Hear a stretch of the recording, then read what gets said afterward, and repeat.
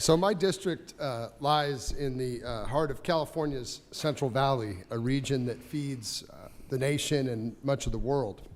We produce over 59 billion in agricultural output each year, accounting for 1 in every 4 bites of food consumed by Americans daily. We grow almonds, dairy, citrus, tomatoes, cotton, you name it. And we do it with less water, less margin for error, and more climate risk than just about anywhere else in the country. What keeps us competitive and what keeps us resilient is research and innovation. My district is home to both UC Merced and Merced College, both institutions that are leading the country in that respect. At Merced College, the Ag Tech Workforce Initiative is redefining how we train and upskill the next generation of agricultural professionals. Complementing this effort, we have a 22,000 square foot Ag Innovation Center. UC Merced's home to one of the most cutting-edge smart farms in the country. All of this supported through federal and state investments, including the $65 million F3 award benefiting both those institutions and those programs. These institutions produce the science that allows agriculture in the valley to stay ahead of diseases, water scarcity, global competitors.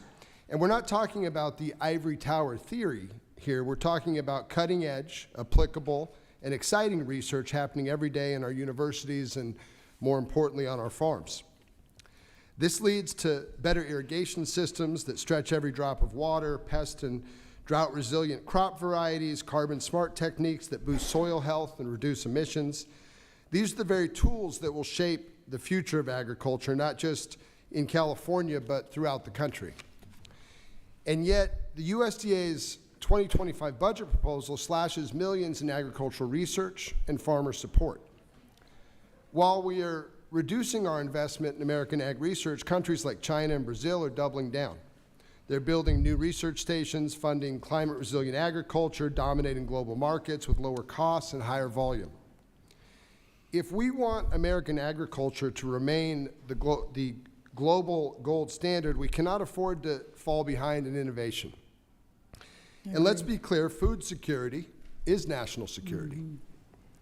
When USDA cuts research funding, it's not just scientists who lose out, it's farmers trying to manage water shortages, it's dairy producers investing in affordable feed alternatives or methane digesters and other technologies to help them remain competitive. So, Madam Secretary, these cuts send the wrong message that rural America is expected to do more with less, that we'll figure it out without the resources or tools our competitors are using to leap ahead. I know budgets are tight, but cutting research is both short-sighted and fiscally irresponsible. So, Secretary Rollins, my question is two-part. One, how do you and I collaborate, and how do we collaborate here in Congress as a body to ensure that this administration starts to prioritize these critical investments that will be the foundation of agriculture and farming over this next 100 years? And two, can I get a commitment from you that you will come to my district and let me show you firsthand the innovation and breadth of production that makes up the greatest and largest farming valley in the world?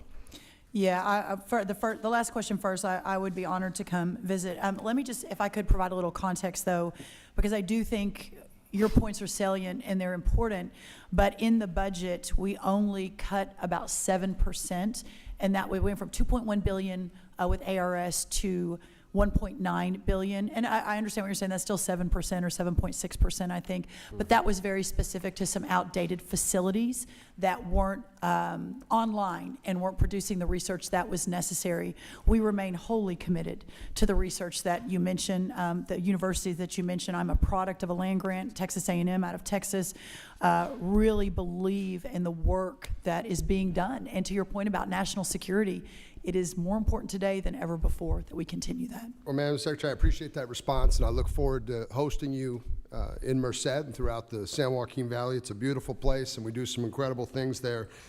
And, you know, you've said this administration supports agriculture. You've said you want to level the playing field for rural producers. Certainly like to work with you. Gentleman's time has expired. I look forward to that. Thank you. Thank you, Mr. Chairman. I yield back.